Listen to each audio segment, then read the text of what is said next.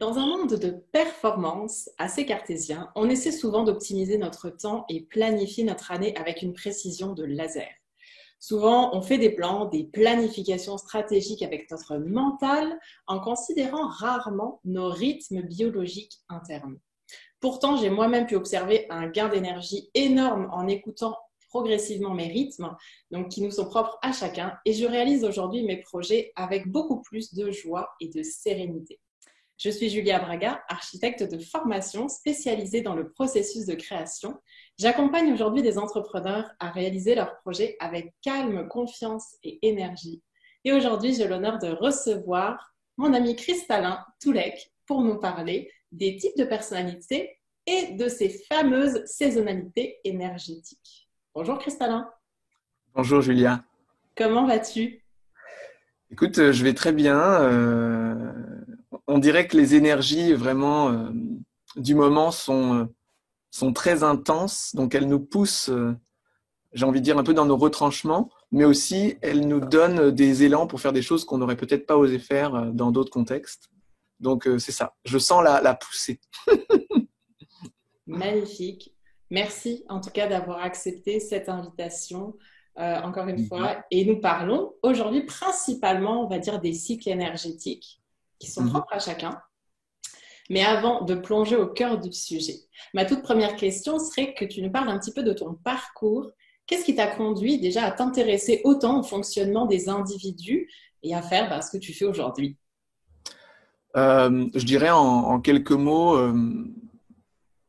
j'ai été poussé quand j'avais à peu près, c'est ça, 15-16 ans. Je me disais, je voulais aider avec mes mains. C'est vraiment ça qui est monté. Donc, je me suis intéressé d'abord à la kiné. J'ai entendu parler de l'ostéopathie. Et puis, finalement, j'ai choisi l'ostéopathie. Donc, j'ai fait une formation d'ostéopathe. D'abord, une première partie, quelques années en France, et puis le reste à Montréal. Et dans le courant de la fin de ma formation en ostéo, j'ai découvert la psychosomatique à travers surtout les enseignements du docteur Hammer et puis ensuite du docteur Sabat, qui sont vraiment des experts dans ces liens subtils entre le psychisme, le corps. Et pour moi, en tant qu'ostéopathe, ça m'a vraiment ouvert toute une dimension de compréhension qui répondait en fait à mes aspirations intérieures, dans le sens que j'avais ce système de croyance déjà, mais j'avais pas d'éléments pour avoir une sorte de compréhension plus fine de la chose. Et là, avec ces outils, ça m'a permis de regarder le corps d'une autre manière et d'être beaucoup plus confortable à travailler sur cette dimension plus psychologique dans mon accompagnement ostéopathique, en fait. Parce que c'est comme si en formation ostéopathique, on nous parle de cette réalité émotionnelle, psychique, des croyances, tout ça. On nous en parle, c'est évoqué, mais on n'a pas d'outils pour travailler avec ça. C'est un petit peu comme si on disait, ben, ça, c'est les psychologues qui le font. Mhm. Donc, ça se comprend. Mais en fait, moi, j'avais vraiment une sensation d'intérêt qui m'a permis à travers ça de pouvoir m'y intéresser davantage. Et puis, ça m'a tellement plu que j'ai décidé de faire une formation de coaching à travers la PNL. Et je dirais euh, ça m'a vraiment donné confiance, en fait, de pouvoir vraiment développer cette facette-là aussi dans mon travail thérapeutique. Et donc, c'est à la fin de mes études de PNL que j'ai commencé à travailler plus précisément sur le modèle de personnalité. Mhm. Donc, un modèle pour travailler un petit peu plus la dimension des différents types. Parce que souvent, on trouve des analyses ou des approches qui parlent de différents modèles, etc. Mais c'est comme si j'avais comme un élan pour travailler sur un modèle en particulier et le développer. Et voilà, donc c'est un petit peu ça. Et ça, c'est un outil, mais je dirais la PNL a été vraiment un support pour en développer d'autres, comme celui sur l'écriture thérapeutique. C'est Mhm. vraiment en PNL que que j'ai eu l'élan de travailler sur cette notion d'écriture thérapeutique, parce qu'en fait, on en parle en PNL, c'est vraiment des choses qui sont évoquées. Et ça m'a vraiment poussé à me dire, mais oh, je suis passionné par ça. Et donc, voilà, ça a été un tremplin pour moi, la PNL. Et après la PNL, cette dimension coaching est devenue vraiment, je dirais, assez importante dans mon développement, dans ce que j'offrais. Aussi bien le coaching individuel de couple que le coaching plus pour les organisations, pour les entreprises. Et puis ensuite, j'ai décidé de m'engager dans une communauté spirituelle dans l'Ouest canadien, dans les Rocheuses, dans lequel je me suis impliqué vraiment dans l'équipe de gestion du centre, une 50aine de personnes, c'est quand même beaucoup. Et ça m'a donné vraiment l'expérience du quotidien de ce travail sur les dynamiques organisationnelles. Et puis, je dirais que ça a été mon expérience peut-être la plus exigeante, mais en même temps qui m'a vraiment appris beaucoup de choses sur voilà, la façon dont les choses peuvent se faire pour que finalement tout le monde se sente bien et les limites aussi. Une des limites, par exemple, c'était le fait que, étant moi-même au sein de la communauté, ça me limitait beaucoup à pouvoir offrir des perspectives parce que je faisais partie moi-même de la chose. Donc ça, c'était un exemple pour moi très fort. Et puis, je dirais que c'est dans ce contexte-là que je me suis beaucoup plus intéressé à l'astrologie et puis que je l'ai intégré dans mon travail de professionnel au fur et à mesure dans le coaching que je fais. Donc, c'est peut-être ça aussi le lien qui me sensibilise tout particulièrement à cette notion de cycle. C'est super intéressant parce que tu es parti à la base des mains, d'un sens un peu plutôt kinesthésique. Oui. On peut dire, puis ça a complètement évolué, notamment avec, pour ceux qui connaissent, les docteurs Amer et Sabat sont quand même des pionniers pour faire la relation entre le corps et les émotions. Donc, il y a toute une voie sensible qui a été développée. Et alors, ta mise en pratique, clairement, tu es tombé dans la marmite quand tu as dû mettre tout ça en pratique, dans la communauté dans laquelle tu es resté plusieurs années. Oui, 10 ans, quoi. Ouais, c'est quand même assez long. En tout cas, une belle pratique pour observer et travailler sur les types de personnalités. C'est intéressant, très intéressant parcours. Je voulais savoir comment tu as vraiment plongé justement à te dire OK, les types de personnalités, ça m'intéresse au point que je veux davantage faire de réflexion là-dessus. Est-ce que c'est justement le fait de t'être formé à l'astrologie? Parce que c'est quand même parti vraiment kinesthésique avec les mains, le toucher d'ostéopathe, puis pour venir à un monde un peu plus de réflexion, j'ai envie de dire. Donc, on a comme changé. C'est un sujet, en fait, c'est un sujet passionnant, ta question, parce que c'est un sujet qui me touche beaucoup, finalement. Je dirais que moi, quand je regarde mon histoire de vie, une des grandes thématiques, c'est la notion d'identité. Les bonheurs de ma vie et les drames de ma vie, ça touche ça. Et en général, quand on est sur quelque chose qui est très, très vibratoire pour nous, on va se rendre compte que aussi bien les drames que les joies, aussi bien les cadeaux que les déceptions, nous ramènent toujours à ce que moi j'appelle la valeur sacrée, c'est-à-dire une vibration qui est tout à fait propre à nous-mêmes. Et c'est ça qui est extraordinaire, c'est que quand on touche notre valeur, notre vibration, on se rend compte que tout est cohérent. Les drames qu'on a vécus, les bonheurs qu'on a vécus, notre thème astrologique, les influences transgénérationnelles, le métier qu'on a choisi, l'évolution, tout est cohérent. Et je dirais, moi, quand je regarde un peu rétrospectivement, je dirais vraiment la vibration qui… En tout cas, si je dois faire une synthèse, je dirais vraiment la notion d'identité. Ça, c'est vraiment… Quand je regarde le fait, tu vois, par exemple, que j'ai pas connu mon père quand j'étais petit, j'ai grandi sans père, puis donc le père, c'est quand même un gros symbole d'identité. Finalement, à travers toutes sortes d'expériences que tu ne pourrais même pas croire, j'ai rencontré quelqu'un dans le métro de Montréal qui connaissait mon père qui habite au Burundi, en Afrique. Tu peux pas croire ça.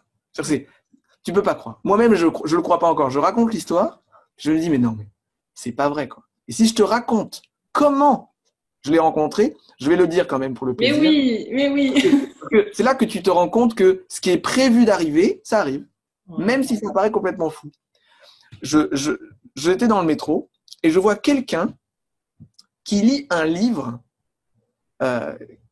qui est vraiment mon livre référence au niveau spirituel.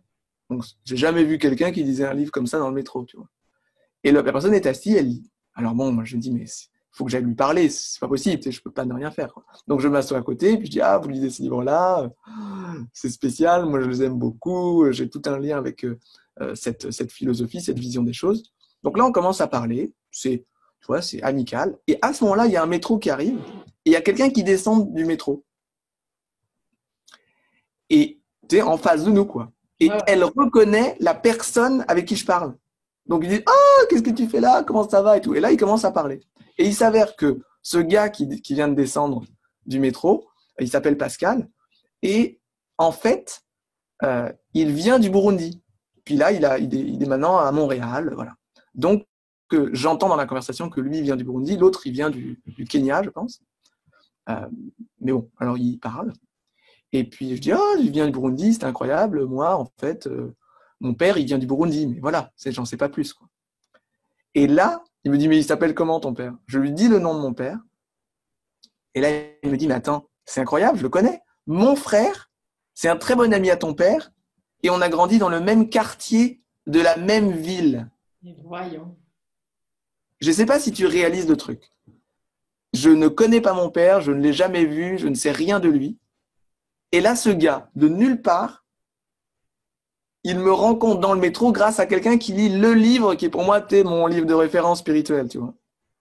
Donc là, je me dis, tu vois. Et là, à partir de ce moment-là, le gars, il me dit, mais écoute, mais oui, tu as des frères et sœurs. D'ailleurs, ton père, il fait ci, il fait ça. Bon, je dis, mais attends, puis je vois que ça fit, c'est bien la même personne. Et puis, ce qu'il fait, le gars, c'est qu'il va appeler son frère qui habite en Italie pour avoir le numéro de téléphone de mon père. Donc, il me donne le numéro de téléphone quelques jours plus tard. Finalement, j'essaie de l'appeler, ça marche pas. Peut-être c'est pas le bon numéro, ou en tout cas, whatever, ça marche pas. Et donc là, ce gars, Pascal, décide d'appeler sa mère, qui habite au Burundi, de lui dire d'aller voir mon père chez lui. Mais en même temps, c'est super chaud, parce que annoncer qu'il a retrouvé le fils perdu, tu sais, comment sa femme va le prendre et tout, les enfants, tu sais, c'est quand même chaud, tu vois. Et en fait, le gars, il dit non, on y va et tout. Il fait ça.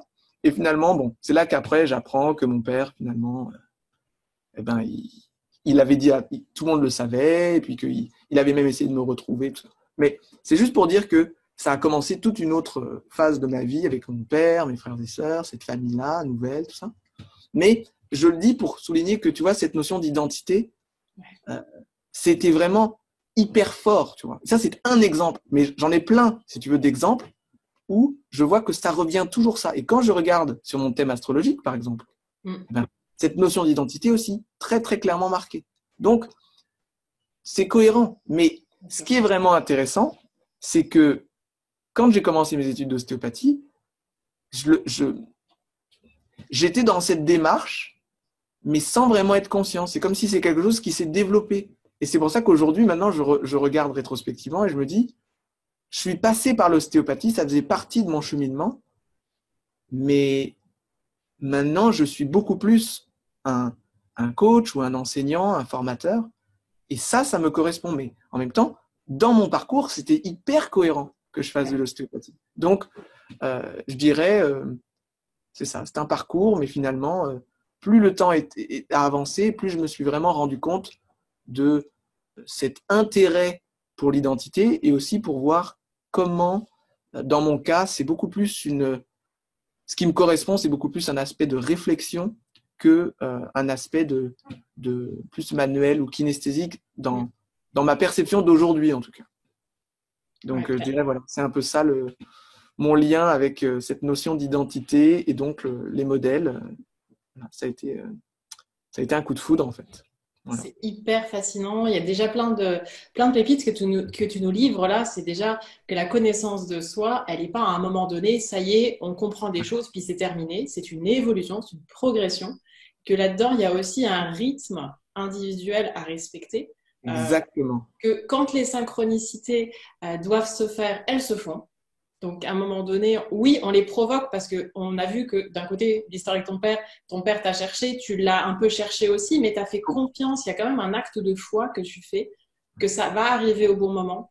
Ouais, c'est ça. Et c'est magnifique, hein. Voilà, Et vraiment, je pense que pour moi, cette histoire, je pense que j'ai toujours beaucoup de plaisir à la partager parce que ça m'encourage moi-même de me dire, mais Chrysalin, si c'est prévu, si c'est juste, si tu le nourris dans ton cœur, mais ça ne peut pas ne pas arriver. C'est impossible en fait. La question c'est, ça va arriver de la bonne façon, pas de la façon que moi peut-être je pense que ça devrait arriver pour que moi, parce que le mental, il peut pas prédire la forme. D'ailleurs, c'est quelque chose de super intéressant en astrologie. En astrologie, on voit les énergies qui sont proposées. ouais. Donc, on peut comprendre, on peut imaginer des formes d'expression de ces énergies, mais on ne pourra jamais savoir quelle forme exacte va se manifester parce que ça, c'est toujours relié à la conscience de la personne, à notre liberté de trouver telle ou telle forme. C'est relié à la conscience. Donc, c'est pour ça que on peut parler des énergies. Ça va être une semaine, tu sais, c'est comme la météo. Mais on ne peut pas nécessairement savoir, à cause du fait qu'on ne connaît pas la conscience, comment la forme va se manifester. Donc, c'est pour ça que c'est tellement important quand on travaille sur notre intention, quand on veut vraiment attirer des choses dans notre vie qui sont vraiment ce qui nous inspire, ce qui nous appelle, ce qui nous nourrit, de vraiment se concentrer sur justement l'état dans lequel ça va nous mettre, qu'est-ce qui nous fait vibrer, qu'est-ce qui nous appelle, et de vraiment être détendu dans la forme. Ça ne veut pas dire qu'on ne peut pas travailler sur la forme, on peut s'imaginer une forme, mais après, c'est super important de pas s'y attacher. C'est comme on utilise la forme pour renforcer notre état, mais après, il faut laisser aller la forme pour que la meilleure forme se présente. Pour nous. Pour nous, voilà.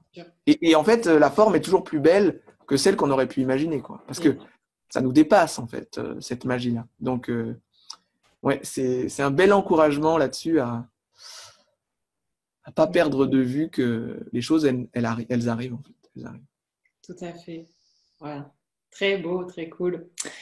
Peux-tu nous expliquer brièvement les types de personnalités que l'on pourrait porter ou avoir dans ce monde? Je sais que tu en travailles, il me semble, avec 3. Est-ce que tu pourrais nous en parler un petit peu ou peut-être plus? Bien sûr, bien sûr. Donc, il y a beaucoup de modèles de personnalité qui existent.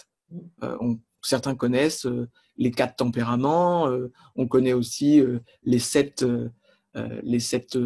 nombres ou les 7 rayons, les 9 avec l'énéagramme. Bon, l'astrologie, c'est 12. On va trouver beaucoup de systèmes différents. Les 5, on connaît les 5 éléments en médecine chinoise. Bon, il y a différents systèmes. Mais moi, ce qui m'a beaucoup inspiré, en fait, c'est un concept qui avait été développé par un philosophe bulgare, justement, qui s'appelle Omram Mikhaël Ivanov, qui est un peu une inspiration pour moi, un peu beaucoup, en fait. C'était un petit pléonasme. C'est ma source d'inspiration principale. Et en fait, lui, il a développé une vision de l'être humain sur 3 aspects. L'intellect, le cœur et la volonté. Ça, c'est vraiment pour lui une façon très, très simple d'approcher l'être humain. Et donc, après, il va parler de ces 3 facettes et comment elles peuvent être dans des proportions différentes en nous. Et que ces différentes proportions vont donner on va dire, un équilibre particulier. Donc, je me suis basé là-dessus, sur ces 3 éléments. Moi, je les ai appelés un petit peu différemment pour peut-être le rendre un petit peu plus, pour moi en tout cas, plus clair. Donc, j'ai appelé ça réflexion, qui correspond au côté mental, intellect, le côté perception, qui correspond plutôt au côté cœur, au côté affectif, relationnel, et le côté action, qui correspond plutôt au côté volonté, impulsion. Donc je parle de ces 3 éléments, mais ce qui est très original dans ce modèle-là, c'est que toutes les différentes typologies, elles ont les mêmes 3 éléments de base. Et ça, c'est un petit peu particulier dans les modèles de personnalité en général. Dans les modèles, chaque type est vraiment unique. Alors que là, on comprend que en réalité, on a les trois éléments tous. Donc, on n'est pas seulement une chose, hein, on a les trois, mais c'est la prépondérance. C'est-à-dire, c'est la prépondérance de l'un sur le deuxième, sur le troisième. Et quand on voit cet équilibre qui émerge, quel est l'élément dans lequel on se sent le plus agissant ou qui nous touche le plus? Eh bien, ça forme 6 différentes combinaisons possibles, avec un prépondérant, un qui est plus lointain, donc ça fait comme 6 formes possibles. Et c'est un petit peu ça qui est devenu le modèle de personnalité, avec 6 personnages, mais qui sont basés sur les 3 éléments de base. Et ce que ça a d'intéressant, c'est que ça nous donne vraiment une bonne approche pour parler des typologies, en sachant que toutes les typologies, elles ont les mêmes éléments de base. Donc, ça fait qu'on est beaucoup moins rigide dans notre analyse. Et ça, moi, c'était vraiment quelque chose que j'avais vraiment envie de mettre en avant pour se détendre par rapport à ça. Et parce que souvent, il y a comme une forme de résistance un peu à cet étiquetage-là qui fait qu'on se sent un peu prisonnier de ça. Et bon, ça, je le sentais dans les interactions que j'avais avec les autres. Donc, je me suis dit, c'est génial un modèle comme ça parce que finalement, on peut tous se relier les uns les autres parce qu'on les éléments de base, on les a tous. Et dans certaines circonstances, bien sûr, on doit manifester plutôt l'un, plutôt l'autre. Donc, on est habitué à travailler avec ces 3 aspects. Mais par rapport à ces 3 aspects, il y a vraiment une combinaison dans laquelle il y a une partie de nous qui se sent beaucoup plus détendue, beaucoup plus heureuse, beaucoup plus confortable. Donc, on a tendance à plutôt choisir celle-là que les autres. Et ça, en fait, tout mon concept, c'est que c'est correct. On a le droit. On a le droit d'être bien. Ça ne veut pas dire que c'est une bonne chose de vouloir que être là-dedans, puisque justement, dans la vie, on doit être capable de manifester les différentes facettes. Donc, il faut pouvoir développer un côté complet, bien sûr, c'est le but. C'est ça un peu le point qui est au centre du modèle, hein, au centre des 3, le point d'équilibre le plus parfait. Ça, c'est le but à atteindre. Mais l'idée, c'est de commencer par l'espace dans lequel on est bien. Et progressivement, quand on a bien assis l'espace dans lequel on est bien, eh bien on peut aller de plus en plus vers les autres facettes en respectant notre rythme. Et ça, je dirais que c'est pour moi un point hyper important dans le travail du modèle. C'est pas du tout de dire qu'on doit rester cantonné à notre modèle préférentiel, mais plutôt de dire ce modèle préférentiel, c'est un peu comme notre famille. C'est un peu notre petit cocon, notre espace. On se retrouve chez soi, on est à l'aise, on est confortable. Quand on a beaucoup de peine, c'est de ça dont on a besoin. C'est super intéressant parce que j'allais justement te poser la question si ces prépondérances de personnalité sont figées, puis tu viens en fait d'y répondre qu'on a la base et en fait on peut, le but c'est d'être complet, mais on peut toujours retourner à notre base et bon, connaissant ma personnalité, en tout cas mon type de personnalité qui est plutôt action, c'est sûr que oui, ça fait totalement du sens pour moi. Et un point que j'aurais envie d'ajouter par rapport à ça, vu qu'on parle des cycles, c'est que même si dans la trame globale de ta vie, tu as vraiment une typologie préférentielle, dans ton processus évolutif de cheminement, tu vas quand même passer par des phases. Donc, dans ces phases, c'est possible qu'il y ait une facette de toi, une typologie de toi qui soit un petit peu plus valorisée ou prépondérante dans cette période de ta vie. Et je dirais ça même dans des contextes plus spécifiques encore. Par exemple, prenons un exemple concret. Tu es une personne plutôt très, mettons, tu aimes les relations, tu prends soin des gens, tu es sensible au vécu des uns et des autres. Donc là, je décris un petit peu la typologie aidant. C'est la personne qui est très sensible, très à l'écoute, pleine d'amour, qui veut prendre soin, qui sent la souffrance des autres, qui se met toujours en deuxième et l'autre en premier, qui est comme une mère psychologique. C'est-à-dire, elle écoute le cœur des autres. Ça, c'est la typologie aidant. Elle sent la souffrance, elle va vers les gens et elle les écoute et elle les accueille et elle les aime. Et les gens, là-dedans, ils se détendent, ils sont heureux, ils sont bien et ils guérissent. C'est la guérison par l'écoute, par l'accueil. Moi, j'aime moyen ça parce que je me dis, moi, je suis plutôt un gars de concept.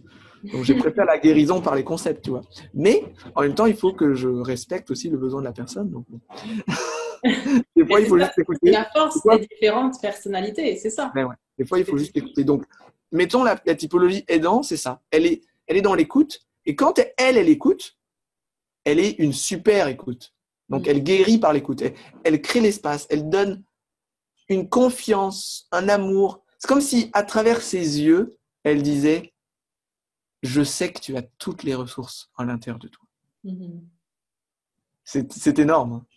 Bon. On en connaît des personnes comme ça, ils nous regardent, ils nous aiment et tout devient possible en fait. Bon. Donc, mettons quelqu'un qui est comme ça. Ça, c'est sa typologie de base.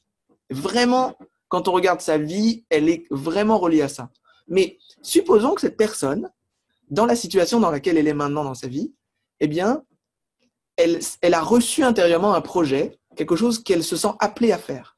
Et vraiment, c'est important. Elle le sent.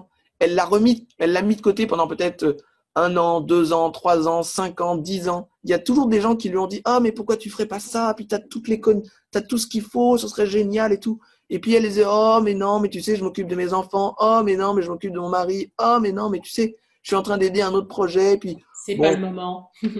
bon, toutes les bonnes, bon, voilà. Et là, c'est comme si elle sent que tout le monde la pousse et là, elle se dit, allez, j'y vais. Donc là, c'est à elle de lancer son truc, son projet. Donc là, dans ce contexte-là, elle devient meneur. C'est la typologie opposée à l'aidant. Donc il faut ça soit elle qui porte le projet, qui y aille, qui inspire les autres et tout. Mais comme sa typologie préférentielle, c'est aidant, elle est moins à l'aise là-dedans. Donc, pour elle, par rapport à la situation qu'elle vit présentement, elle va avoir besoin de quelqu'un qui est plutôt meneur pour l'encourager à, si tu veux, à l'accompagner dans ce mouvement, mais elle pourrait aussi avoir besoin de quelqu'un aidant pour prendre soin d'elle, pour lui dire, mais oui, c'est pas facile, mais tu vas voir, tu vas y arriver, tu as toutes les ressources, hein, pour prendre soin d'elle, mais aussi elle va avoir besoin de quelqu'un qui l'encourage dans cette énergie nouvelle qui n'est pas celle qui est la plus naturelle chez elle, mais qui correspond à ce qu'elle est en train de vivre maintenant. Donc, je le dis dans le sens que pour elle, dans cette période de sa vie, quelqu'un qui va être dans cette énergie meneur, ça va vraiment l'aider pour réaliser ce qu'elle a à réaliser. Et donc, Ce que tu veux dire pour bien saisir, c'est que selon le projet, si à un moment donné on a un projet qui nous est insufflé de l'intérieur, hein, c'est un projet qui émerge, que j'appelle aligné, c'est les fameux projets alignés. Voilà. Quand ça émerge, là on est amené à reconsidérer, en tout cas à changer un peu notre façon d'agir, dans notre façon aussi d'être, parce qu'on est obligé de tester en fait les autres types de personnalités, même si c'est pas notre prédominant. Voilà, ça veut dire que pour elle, cette personne-là, la personne qui va être la plus bienfaisante pour elle, ça va être quelqu'un qui va l'aider à manifester cette énergie-là. Même si normalement, son espace familial cocon, elle va retourner plutôt à l'aidant. Mais là, dans ce moment-là, par rapport à ce projet, c'est pas ça qui va être le mieux pour elle. C'est quelqu'un qui va plutôt lui donner l'élan et les conseils pour accomplir ça. Mm-hmm. Donc c'est pour ça que c'est intéressant de voir, on a ces 6 personnalités en nous. Il y en a une qui est vraiment celle qu'on veut toujours retourner, qui nous nourrit, qui nous conforte le plus. Mais dépendamment de ce qu'on est en train de vivre, on peut aussi avoir besoin de d'autres pour nous aider. Voilà, donc c'est ça un peu ce que je voulais souligner par rapport aux différents types qui sont en nous. On parle juste pour bien suivre, moi je sais à quel plateau tu fais référence, puisque je me souviens qu'on avait fait ce fameux jeu des personnalités où il y a les 6 archétypes, si on peut dire ça comme ça. Je le remettrai probablement, je mettrai une image pour que les gens le comprennent. Au début, on parlait de 3 types de personnalités. Là, on arrive à 6. Peux-tu nous faire le lien entre les deux? Je voulais parler de ça parce que c'était pour qu'on comprenne un peu dans quoi ça s'inscrit, le modèle, tout ça. Mais c'est vrai que moi, je commence jamais par parler des 6 typologies. Là, j'en ai parlé pour donner un exemple par rapport à l'aidant, le meneur, pour qu'on comprenne d'une manière peut-être plus fine. Mais En général, je propose pas d'entrer tout de suite dans les 6 types. Je commence plutôt à parler qu'on a ces 3 aspects en nous. Le côté réflexion, le côté perception, cœur, relation, et le côté action.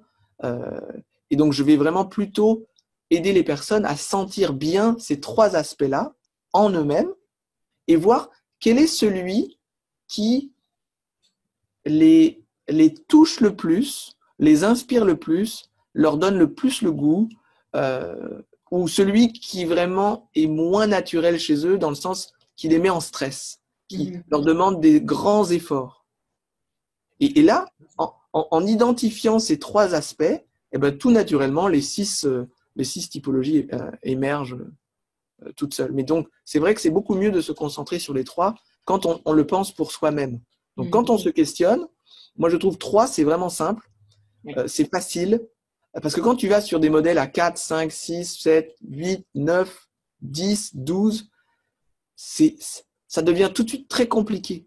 Donc, finalement, c'est beaucoup plus dur de commencer à pouvoir approcher ça d'une manière simple et sur lequel on a un peu de contrôle. Alors que là, 3, vraiment, rapidement, on s'en rend compte. Tu sais, les gens qui sont très actifs, très dynamiques, qui ont besoin de faire plein de choses, qui ont toutes sortes d'inspiration, d'idées, d'intuition, qui ont vraiment une rapidité dans leur capacité de réalisation et qui sont beaucoup dans la joie, dans l'appréciation de l'instant, dans le pétillement de la vie. Bon, bah, ça, c'est des types action. Action, c'est numéro 1. Et puis eux, ils aiment le travail d'équipe, ils sont dynamiques. Des fois, ils nous perturbent un peu parce qu'ils sont un peu rough. Des fois, sans se rendre compte, ils donnent des coups. Ouais, parce qu'ils sont tellement dans leur élan que, sans se rendre compte, eux, ils n'ont pas l'impression, mais pour les autres, des fois, ça fait qu'ils ont l'impression que les autres sentent des fois qu'ils s'imposent trop. Et c'est pas qu'ils le font exprès, c'est juste que ils se sentent tellement dans un élan qu'ils veulent partager, et comme ils le vivent beaucoup dans le physique, dans leur corporalité, ben c'est très impressionnant pour les autres. Pour les autres types de personnalités, bien sûr. Voilà, les autres types de personnalités, pour eux, ils font genre wow, parce que c'est une grande force de rayonnement, d'énergie qui sort d'eux. Donc c'est assez impressionnant quand même. Les gens action, on les remarque, ils prennent de la place, parce que c'est très fort leur énergie. Alors qu'une personne qui est plutôt perception, elle est une personne, voilà, qui est le deuxième, c'est une personne qui est vraiment dans la connexion. Elle ressent les choses, elle les perçoit, elle est plus intériorisée aussi. Bon, elle peut être très expressive, mais dans ce qu'elle ressent, dans ce qu'elle vit le plus, c'est des états intérieurs. Donc, elle va sentir la souffrance des autres ou elle va vivre intensément des souffrances ou des états intérieurs. C'est, on va dire, c'est les gens qui ont un côté un peu mystique ou ou les artistes ou les gens qui sont dans une grande intensité intérieure, ou les gens qui sont très sensibles à la souffrance des autres et qui veulent y répondre. Parce qu'ils sentent cette souffrance, elle les rejoint. Donc, ce sont des gens très sensibles. Très empathiques aussi. Très empathiques, ouais. Donc eux, ils ont tendance à être... en fait, tous les types, hein, ils sont extraordinaires. Hein, mais les personnes perception, elles ont besoin de la relation pour exister. Oui, c'est bien dit. Si tu les mets sans relation, c'est comme si elles ont du mal à avoir un sentiment d'identité. C'est dans la relation qu'elles existent. Elles se sentent heureuses d'être en relation avec les autres. Mais c'est des relations que je dirais plutôt exclusives. C'est-à-dire, c'est pas les grands groupes. Non, c'est plutôt avec toi. Et puis après, avec toi. C'est comme, elles peuvent avoir plusieurs relations, mais elles aiment le côté intime et fort de la relation. C'est des relations fortes. Donc, c'est des êtres, on va dire des êtres d'amour aussi. Hein. C'est des êtres qui sont très d'amour dans le sens qui aiment les liens avec les autres et qui les apprécient d'une manière particulière. Donc, c'est une parenthèse, mais c'est ce type de personnalité qui peut être un peu challengée aussi en ce moment avec les notions de confinement. C'est peut-être celle qui a le plus de difficultés.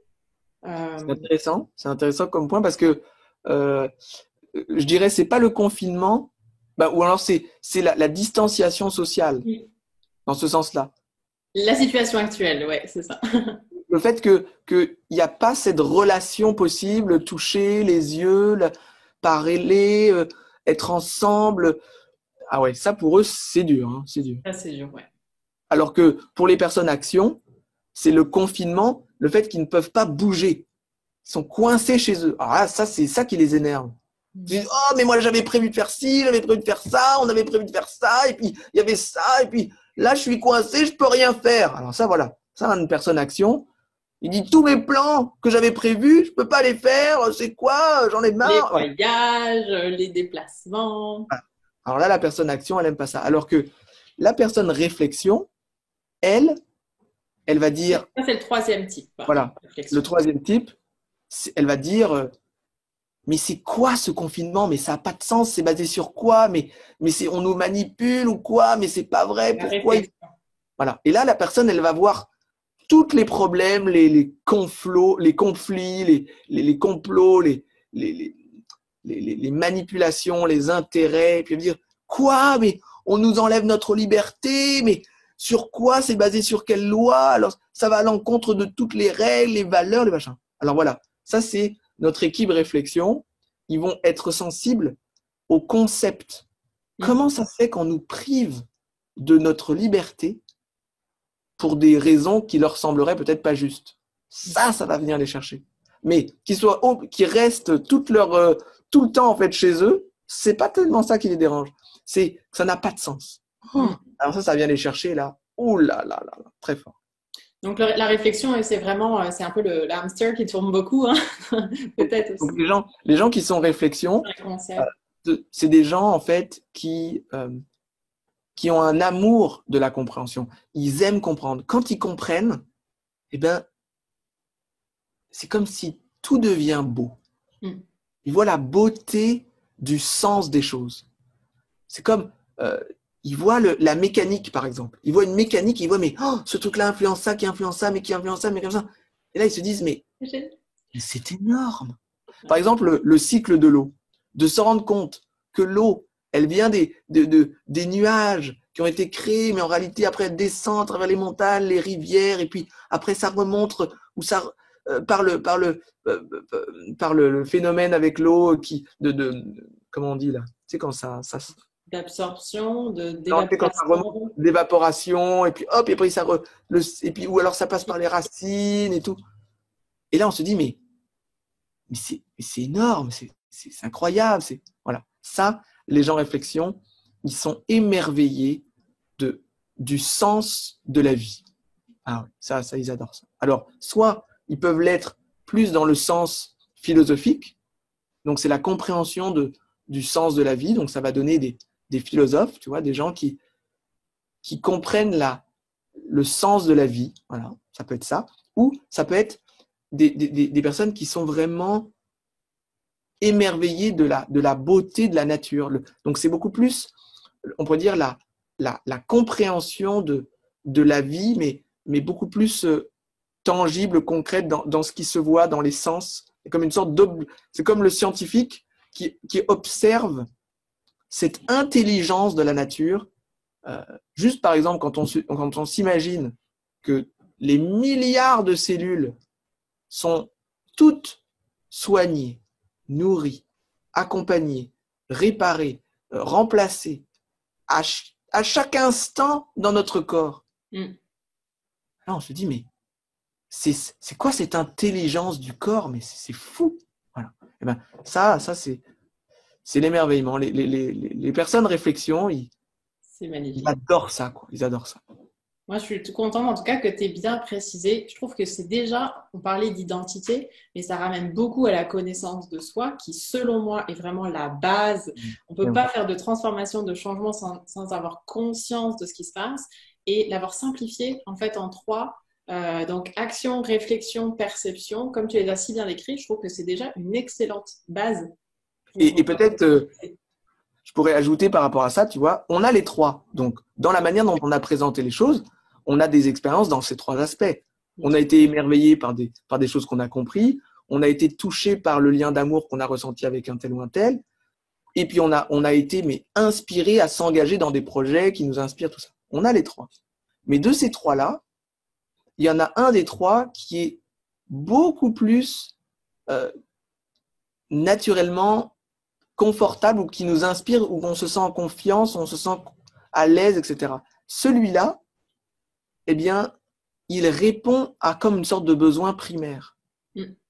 Et quand on arrive à l'identifier, eh bien, on devient capable de mettre du temps, des efforts, où on organise les choses pour respecter ce besoin. Toi, moi, je me suis rendu compte que je ne le respectais pas. C'est qu'à la longue, en travaillant sur le modèle, que j'ai découvert le mien. Parce que moi, je me disais, oh, je suis ici, je suis peut-être ça. Pendant des années, je cherchais. C'était quoi le mien? Parce que vraiment, je ne le voyais pas. Peut-être que tu ne voulais pas le voir. Mais, en tout cas, je voulais le voir, mais je voulais être sûr, tu vois. Oui. Et quand j'ai découvert le modèle qui était le mien, je me suis dit, mais alors, il faut que j'en prenne soin de cette facette de moi. Parce que quand je suis là-dedans, eh ben, je suis très performant. Oui. Il y a comme une aisance, une fluidité, une performance, des inspirations. Tu sais, quand on dit être sur son X, eh ben, quand on est dans cet espace préférentiel, c'est hyper fluide. Et c'est pour ça que c'est tellement intéressant de travailler là-dessus. Se connaître, c'est-à-dire déjà connaître là où on est vraiment bien. C'était une base. Tu sais. Et c'est fait que moi, en me rendant compte de ça, je me suis rendu compte que même si j'ai des capacités d'être dans l'action, j'en ai, je suis capable de faire des choses dans l'action. Ah oui, mais c'est pas là où j'excelle. C'est dans la réflexion. Là, je suis vraiment bien meilleur.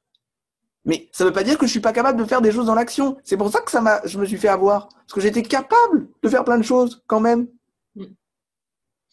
Moi, je trouve que ce que tu es en train de dire, c'est hyper précieux pour les entrepreneurs. Je fais vraiment une pause et j'en remets une couche, j'insiste.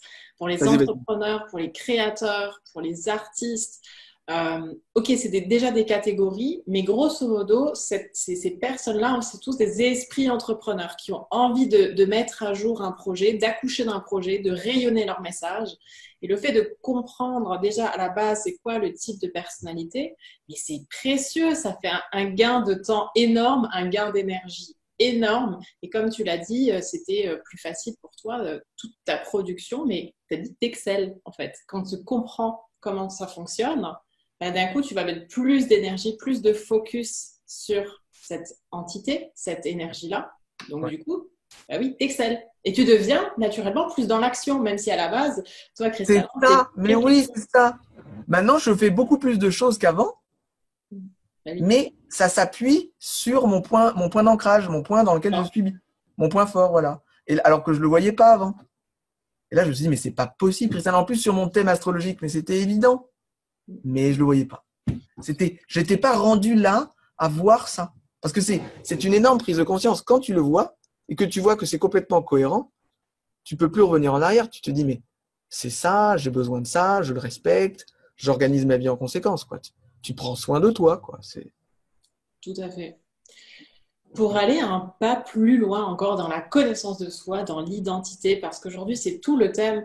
Aujourd'hui, il y a tellement d'entrepreneurs qui viennent me voir et qui sont perdus, désalignés, mais à la base, je pense que c'est justement qu'il n'y a pas eu de temps ou d'énergie mise sur la connaissance et la conscience de soi. Un pas plus loin, ça serait de parler de la notion de saisonnalité énergétique. Donc, c'est sûr, hein, je crois que cette saisonnalité-là, dans notre vie, on a plusieurs saisons. On voit bien les saisons au niveau de la vie d'un être humain. Il y a naissance, le printemps, l'été, l'automne et l'hiver. Mais comment on pourrait l'adapter pour être encore plus sur notre X, encore plus dans cette performance, je ne sais pas si c'est le mot, mais cette aisance, en tout cas, de réalisation. Alors, je dirais… c'est vrai que déjà, identifier vraiment l'espace dans lequel on se sent vraiment bien et s'autoriser à être dans cet espace. Parce que moi, j'ai remarqué qu'il y avait beaucoup cet aspect en moi de résistance, comme si ça devait être dur, comme si réussir, réaliser, c'est dur, ça doit être dur. Ça doit être dur. Vraiment, ça, C'est des mémoires aussi. ah ouais, c'est des mémoires qui sont en nous depuis vraiment longtemps. Et je dirais ça, pour moi, ça serait déjà de se dire, tranquillement, de se détendre, à se dire, et si si c'était agréable, si j'étais à l'aise, si c'était fluide, si c'était pas vraiment comme un travail, mais mon travail, justement. Si j'avais pas l'impression que c'était un travail, mais en fait, c'est parce que c'est ma place, je suis à ma place, je suis bien. Et si c'était ça, justement, le travail, donner ce qu'on a naturellement à donner. Donc, j'avais envie de le mentionner parce que je dirais ça, c'est un gros truc. Mais après qu'on a placé ça, et bien après, on peut se dire, bon, la saisonnalité, ça veut dire les cycles. Et il y a des grands cycles, donc il y a le cycle de l'année. Tu as parlé des grands cycles de la vie, mais si on rentre dans la saisonnalité, l'énergie plus saison, on a le grand cycle de l'année. Donc on sait le printemps, l'été, l'automne, l'hiver. Donc ça, on connaît ce cycle-là. Mais moi, j'aurais envie de dire, vu qu'on parle de ça, n'oublions pas le cycle du mois. Et les femmes, elles sont particulièrement en résonance avec ce cycle menstruel. Et je dirais, pour les femmes, c'est beaucoup plus important de commencer à travailler sur leur cycle menstruel pour leurs énergies, parce que là, elles peuvent gagner énormément d'énergie. Le gain énergétique par rapport à toutes les autres saisonnalités, pour les femmes, c'est vraiment le jackpot. Parce que reconnaître ça. Voilà, la quantité d'énergie qui est perdue par les femmes dans leur résistance subconsciente à l'acceptation du cycle hormonal qui est le leur, et toute la bataille que ça les amène à vivre avec leur environnement, là, c'est jackpot. Hein. Si les femmes acceptent d'embrasser leur cycle et de se rendre compte que dans leur cycle, il y a des puissances extraordinaires, que ce n'est pas seulement un poids insupportable qu'elles doivent essayer de minimiser au maximum et d'essayer de s'en échapper le plus possible parce que finalement, c'est une entrave à leur capacité, à leur performance, mais plutôt de se dire, et si dans ce cycle, il y avait un cadeau que les hommes, eux, n'ont pas. Et si nous, parce qu'on a ce cycle-là, on est capable de faire des choses qu'eux ne peuvent pas faire. Oh, là, ça devient intéressant. Je fais une mini parenthèse qui ne va pas forcément plaire, mais c'est là où on entre aussi dans la limite de la volonté de vouloir être égaux. Parce que, tu sais, en termes de productivité, en termes de production, puisque finalement, on ne fonctionne pas pareil à la base de base. Ah non, mais tellement, tellement. Et ça, cette réalité hormonale, elle est vraiment très, très forte. Hein. Ça conditionne tout notre système perceptuel, toutes nos inspirations, parce que on le sait, hein, le cerveau droit, le cerveau gauche, ben, il va fonctionner en fonction de notre cocktail émotionnel, notre cocktail hormonal interne. Donc, c'est pour ça d'ailleurs qu'on dit que les femmes, elles sont beaucoup plus cerveau droit, parce qu'elles ont cette capacité d'imagination, de perception, tout ça. Bon, eh ben, si elles utilisent leur cycle hormonal en rapport avec ça, mais elles vont augmenter leur capacité créative comme jamais, quoi. Donc, en fait, on va se rendre compte qu'effectivement, les hommes et les femmes sont différents et que, eh ben, en fait, ils ont des excellences différentes et donc complémentaires. Mais c'est important que la femme, elle utilise sa force, quoi. Pas seulement vivre son cycle hormonal comme une entrave à sa performance masculine. Parce qu'effectivement, l'homme, lui, il a un cycle qui n'est pas du tout hormonal comme ça. Il a un cycle hormonal, mais qui fonctionne sur la journée et sur l'année, pas sur le mois, disons comme ça. Donc, c'est ça, cette différence, pour les femmes, elle peut vraiment leur donner une grande optimisation. Et je dirais la formule clé, c'est au lieu de seulement voir le côté limitant, problématique et désagréable, parce que ça, c'est comme tellement la manière dont on nous présente la chose, de se dire, et si, à travers ce cycle, on pouvait accéder à des ressources spéciales que nous, les femmes, nous avons.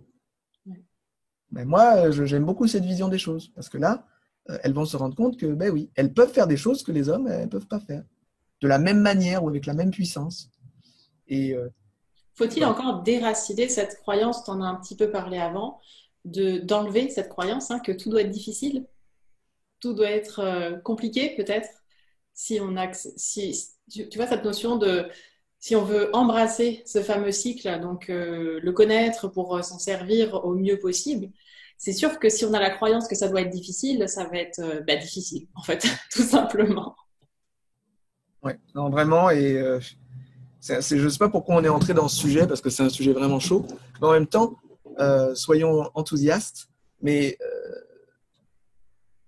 Non, mais c'est fascinant. On parle vraiment, on fait un survol de toute la notion de l'identité et de la personnalité. ouais, Et c'est bien de le souligner que même, il y en aura qui vont regarder cette vidéo et qui ne seront pas d'accord. Bah, parfait, mais avec toutes les expériences que tu as pu faire et que moi j'ai pu faire aussi, j'en arrive à la même conclusion qu'il y a des notions énergétiquement, on ne pourra pas être égaux puisqu'on ne fonctionne ouais, pas pareil.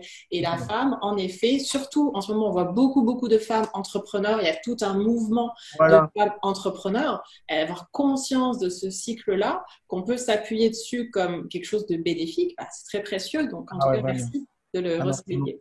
tu l'as très bien résumé. Il y a quelque chose de très, très précieux, mais le problème, si je peux quand même dire un mot là-dessus parce que là, c'est un peu un concept. Concrètement, ça veut dire quoi? Euh, donc, ce serait bien que je dise un mot quand même plus concret. Je t'en prie. Le cycle hormonal, c'est le cycle émotionnel. Hein, c'est un cycle qui va générer un effet émotionnel puissant dans la femme. Donc, c'est pour ça que c'est à double tranchant, c'est parce que la réalité émotionnelle, c'est pas facile à gérer. Mm. D'ailleurs, je me rappelle d'une expérience qu'ils avaient faite avec un groupe d'hommes qui devait passer par la création artificielle d'un cycle hormonal par rapport à une maladie qu'ils avaient. Et ils faisaient des témoignages, les hommes, après avoir vécu l'expérience sur plusieurs mois. Et ils disaient wow, le cycle hormonal, c'est vraiment costaud en fait. Ça donne vraiment pas le goût de rester sur un cycle comme ça. C'est comme si ils partageaient à quel point c'est vraiment très différent de ce que nous on a l'habitude de vivre et qu'on n'a aucune idée de la difficulté que représentent ces alternances émotionnelles et comment il faut être capable de toujours temporiser, toujours temporiser, toujours temporiser. Les hommes ne se rendent pas compte de ça. C'est un truc qui, ben forcément, on n'est pas né comme ça, donc on Ben, ne connaît pas.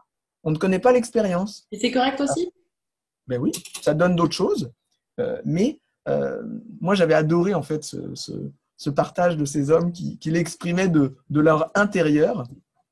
Et bien entendu, ce cycle hormonal qui génère cette vague émotionnelle en alternance, elle oblige les femmes à développer une maîtrise émotionnelle. Oui. Presque obligatoire. Elles n'ont comme pas le choix. Elles sont obligées de travailler sur cette dimension émotionnelle. Le truc, c'est que à cause de peut-être du vécu de la civilisation, de la culture, tout ça, comme elles ne l'embrassent pas autant, c'est comme si on les empêche d'utiliser ça comme une force, mais ça nécessite un travail émotionnel. Et c'est pour ça que c'est un peu injuste en fait. Il y a un côté un peu injuste, voilà le fond. Disons le fond de la chose, c'est pas juste. Non mais c'est Je trouve vrai. que c'est pas juste, Kristalin, dis-nous.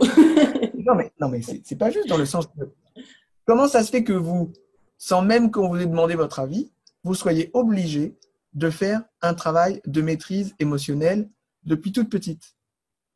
C'est genre pas le choix, tu le veux pas, au boulot, tu vas devoir apprendre à te maîtriser émotionnellement. Bon, Peut-être que ben dans l'incarnation, après, on est venu faire cette expérience-là aussi. whatever. Non mais il y a toujours un sens supérieur de l'âme, tout ça. Mais au niveau du vécu humain, eh ben, c'est vrai que sur le papier, c'est pas juste. C'est vrai.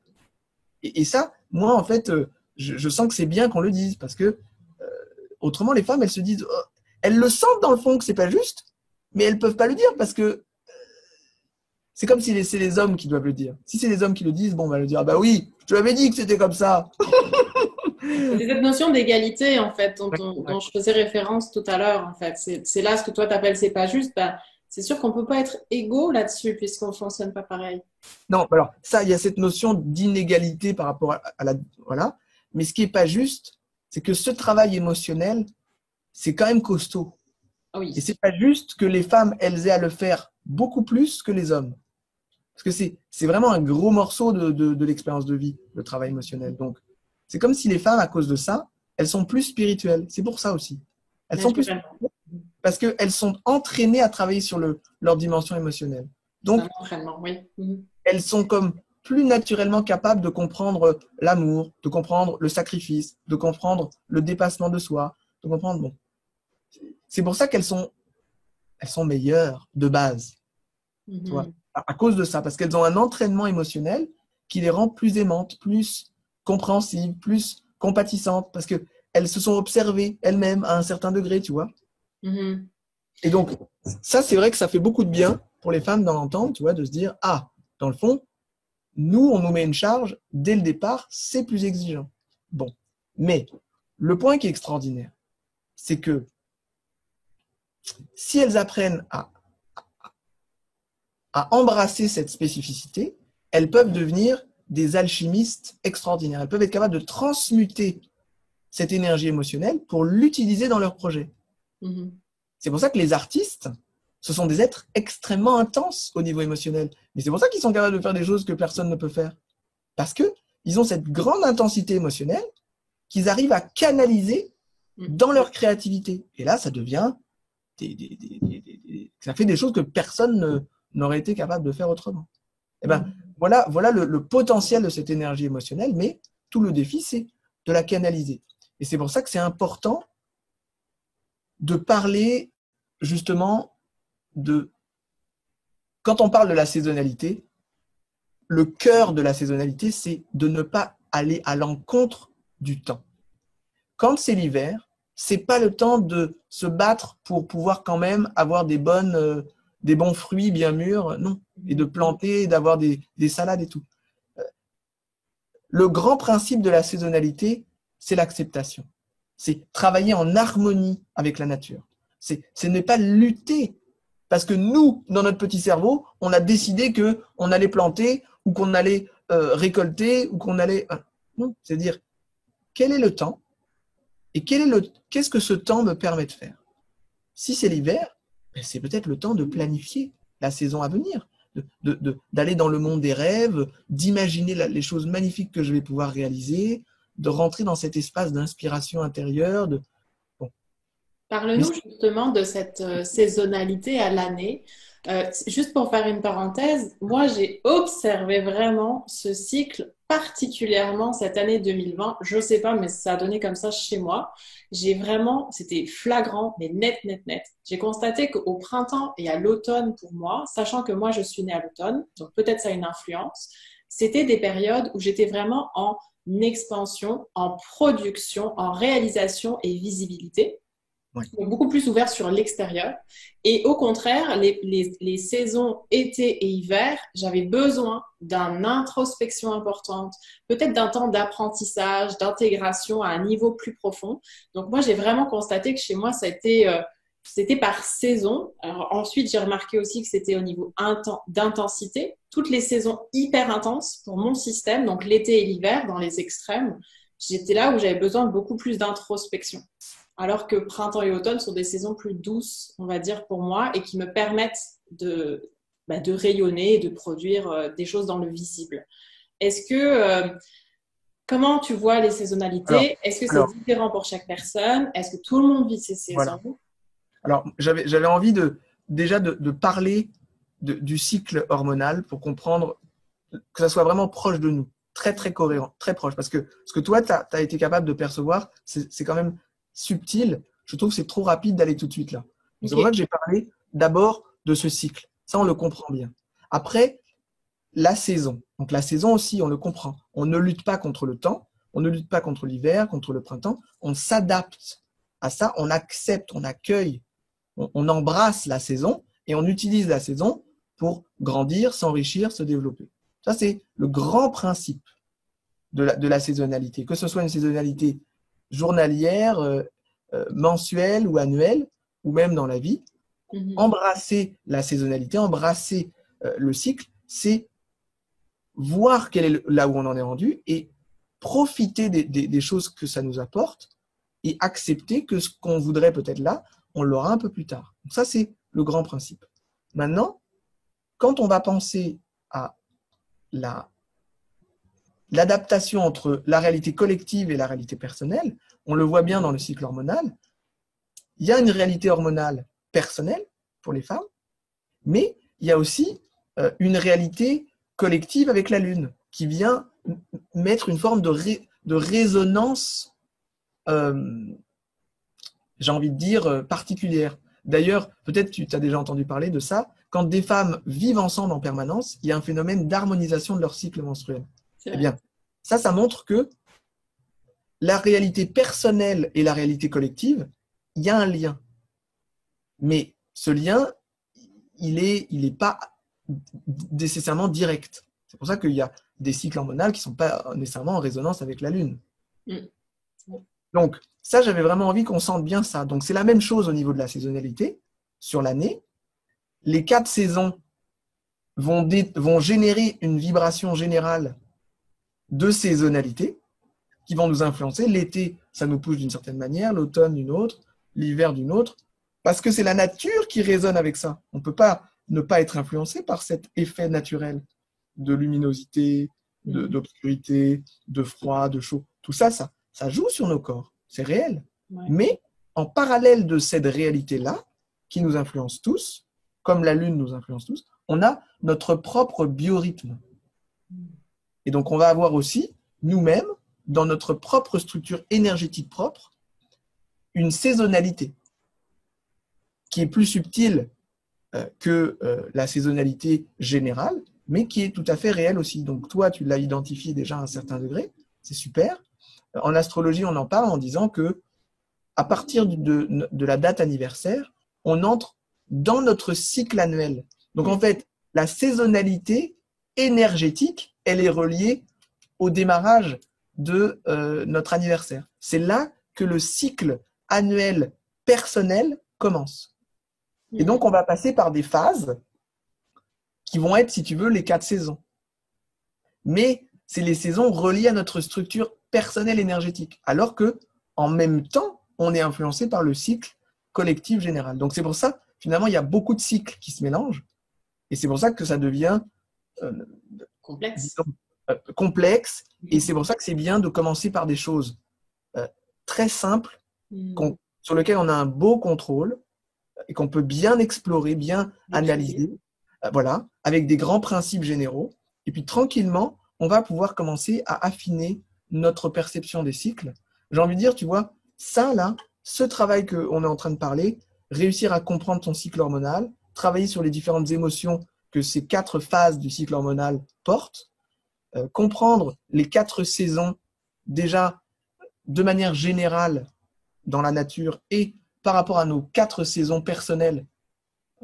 Ça, si tu veux, c'est la base de l'enseignement de l'astrologie. Si on a bien expérimenté ça et qu'on le ressent, l'astrologie, ça va être très simple. Parce que on aura notre référentiel interne.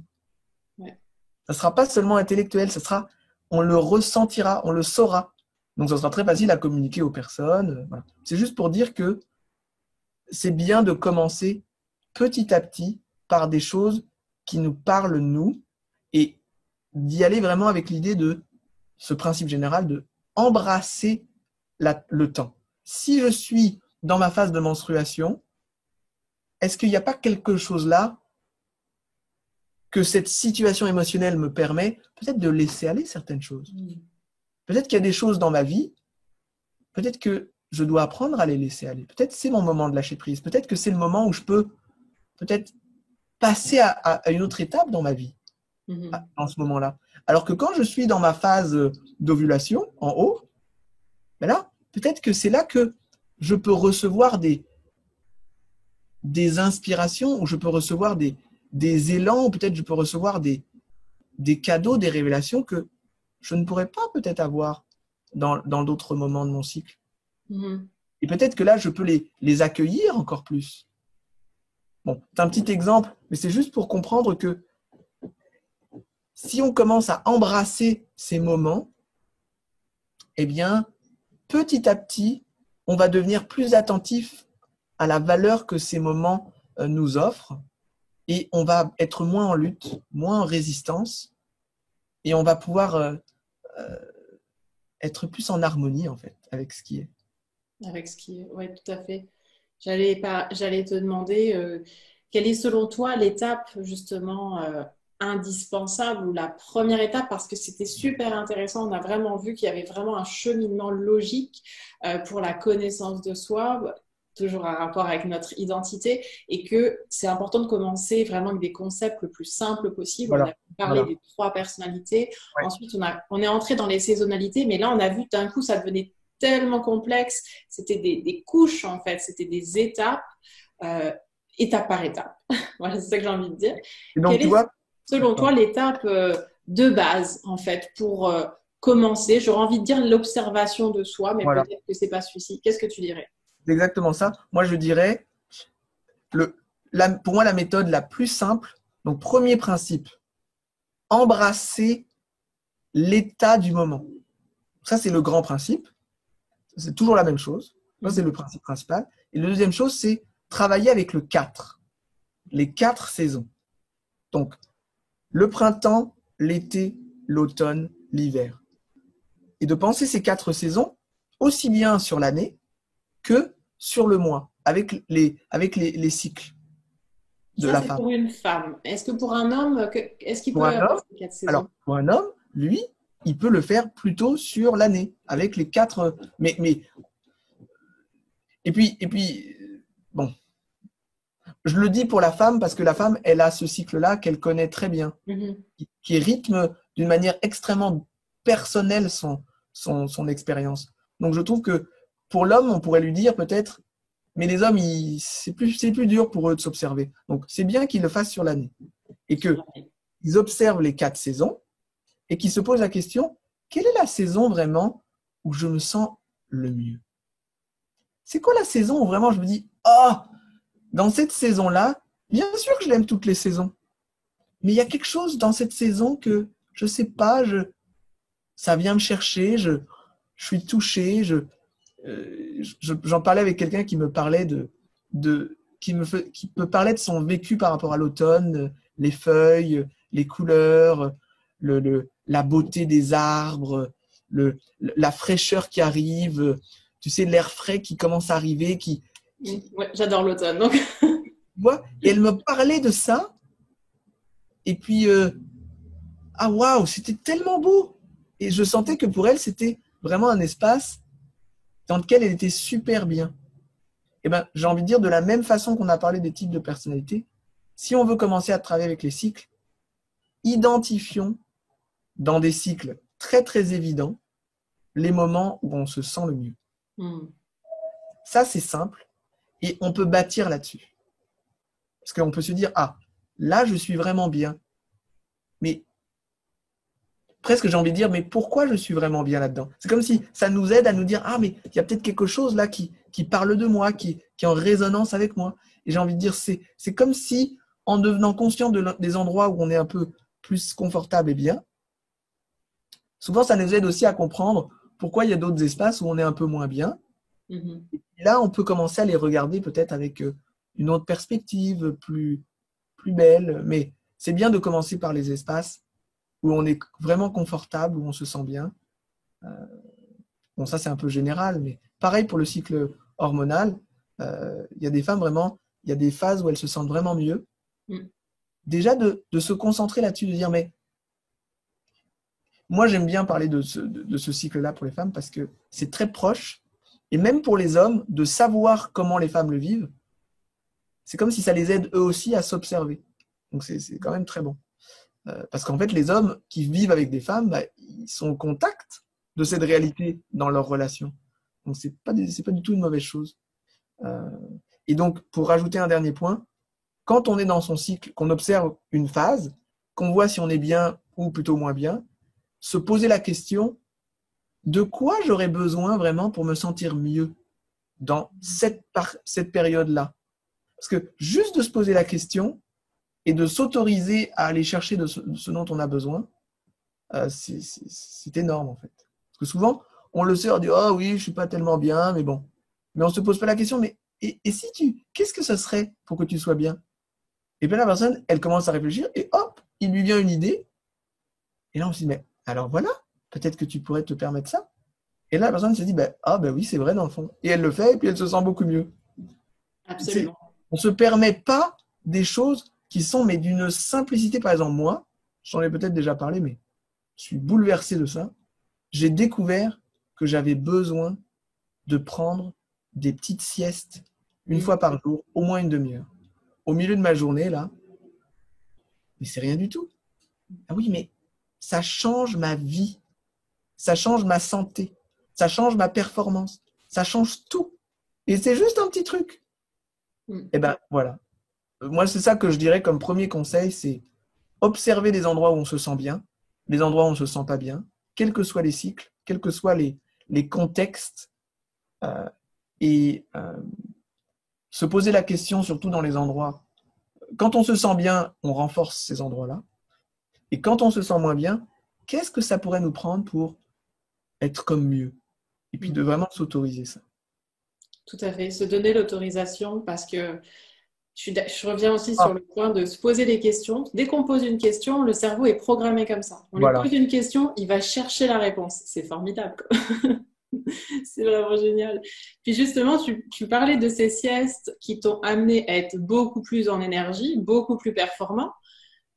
Plein d'actions, tu as fait plein d'actions récentes, un livre complet, une deuxième association pour un livre, création d'un institut de recherche. Peux-tu nous parler un petit peu de tous ces projets et du message que tu as envie de transmettre aux gens pour aller plus loin dans cette quête d'identité, de recherche de soi, de connaissance de soi? D'accord, avec plaisir. Moi, un point que j'aurais envie de dire, tout à l'heure, on parlait de l'autorisation. Et vraiment, je dois dire que ça, pour moi, ça me fait vibrer. Juste, je pense à ça et je me dis, mais oui, on a tellement besoin de s'autoriser. Parce que les réponses, on les a. Dans notre cœur, on les a. Mais on n'a pas appris à être à l'écoute de notre cœur et à s'autoriser à agir avec la réponse qu'on entend. Et si tu veux, moi, ce que j'ai vraiment... ce qui m'a bouleversé, en fait, ce qui s'est révélé à moi, mais d'une manière bouleversante, c'est que une des façons les plus puissantes d'y arriver, d'écouter notre cœur et de s'autoriser à faire ce qui vient, c'est de développer des espaces de travail d'équipe. C'est-à-dire de travailler en groupe, à plusieurs, pas nécessairement un grand groupe, mais déjà à 2, 3 ou 4 personnes, et de travailler à faire ce processus d'observation de soi et d'écoute de notre cœur et d'autorisation à faire en fait ce qu'on entend, que ça, on le fasse en équipe. Parce que quand on est tous à le faire le même processus, dans le même bateau, on sait qu'on a les mêmes problématiques, qu'on ne s'autorise pas, qu'on ne veut pas écouter, qu'on n'a pas pris l'expérience. Mais quand on les fait à plusieurs, eh ben, ça démultiplie les possibilités. C'est beaucoup moins exigeant, beaucoup moins difficile. Et je dirais c'est un peu ça aussi qui m'a fait développer cet institut, qui est en fait centré sur la dynamique de groupe et la conscience collective, mais qui est vraiment basé sur cette idée que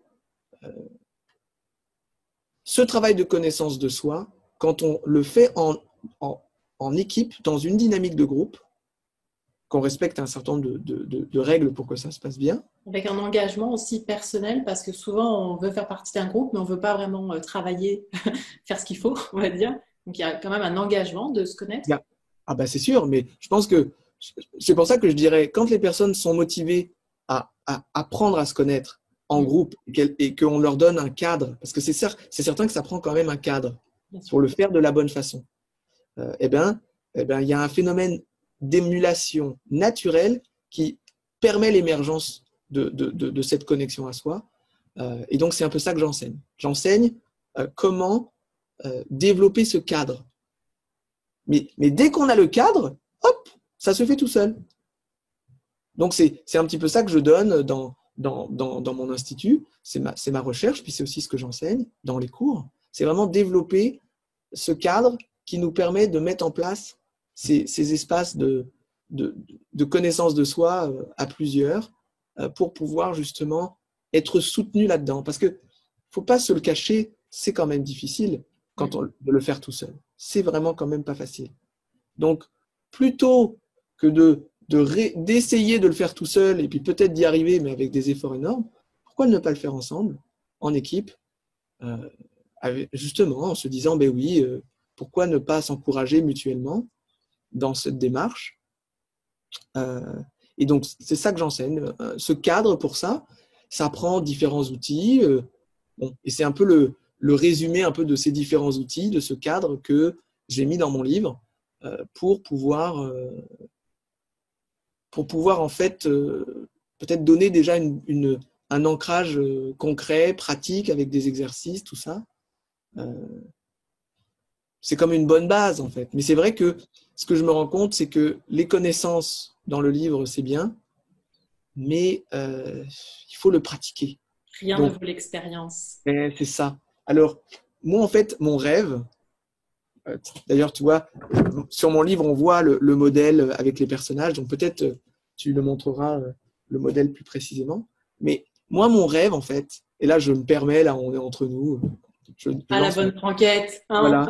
Mon rêve, en fait, ce serait qu'il y ait des personnes qui décident d'acheter le livre et de vivre l'expérience avec un groupe, tu vois, de 3 ou 4 personnes, mais sans prendre de cours, rien. Juste, ils prennent le livre et ils se disent, allez, on essaye de vivre l'expérience avec les outils, les connaissances qui sont là et leur propre background.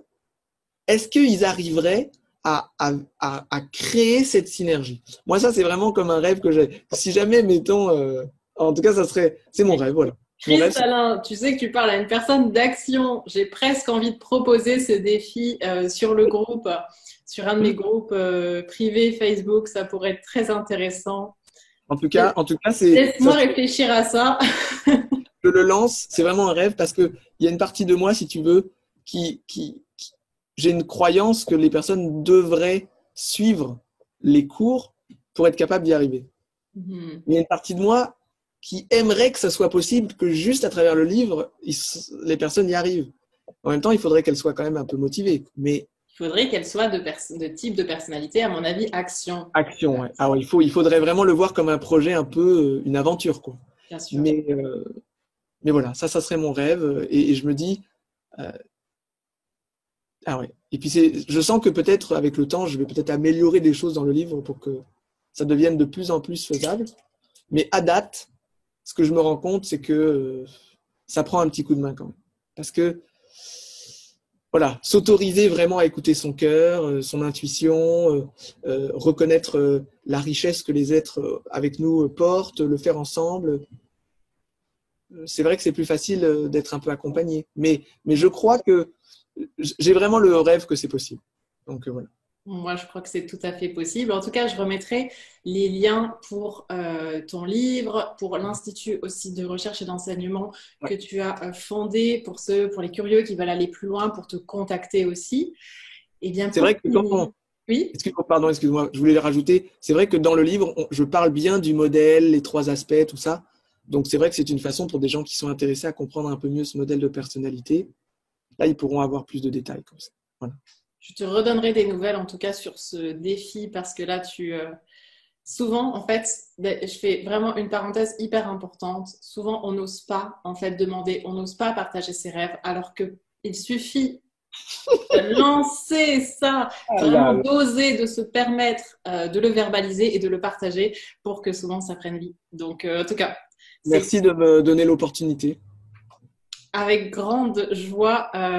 C'est une magnifique synchronicité. Merci pour tout ce que tu nous as partagé aujourd'hui. Pour terminer, quel serait le message avec lequel tu aimerais, s'il y avait une seule chose à retenir de tout ce qu'on s'est dit, qu'est-ce que tu aurais envie de laisser à tous ceux qui vont regarder cette entrevue?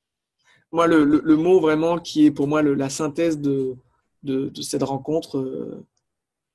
Merci d'ailleurs d'avoir créé l'espace pour que je puisse partager ce rêve. Je crois que je l'ai jamais partagé. Donc, tu vois, c'est comme j'étais pris au dépourvu, tu m'as eu. Fidèle à toi-même. C'était trop ton style que tu crées. Vraiment, donc merci beaucoup pour cet espace précieux. Et si j'avais un mot, ce serait s'autoriser. Vraiment, s'autoriser euh, à écouter son cœur et à être bien. Voilà. S'autoriser à écouter son cœur et à être bien. Vraiment, vraiment, ça, vraiment, ce serait ça que je dirais, parce que les réponses, on les a, les guidances, on les a, les ressentis, on les a. En fait, tout est là, mais le défi, c'est de croire que c'est possible et de s'autoriser. Et c'est pour ça que je pense que le travail que tu fais avec ton groupe et les échanges que vous avez, j'ai envie de dire, c'est un petit peu dans cet esprit-là aussi de s'encourager à s'autoriser finalement. Je pense que c'est un peu ça que tu fais. Donc, voilà. S'autoriser, et à plusieurs, c'est plus facile quand même. Donc voilà, je dirais s'autoriser à écouter son cœur. Ce serait mon dernier mot. Cristallin, merci.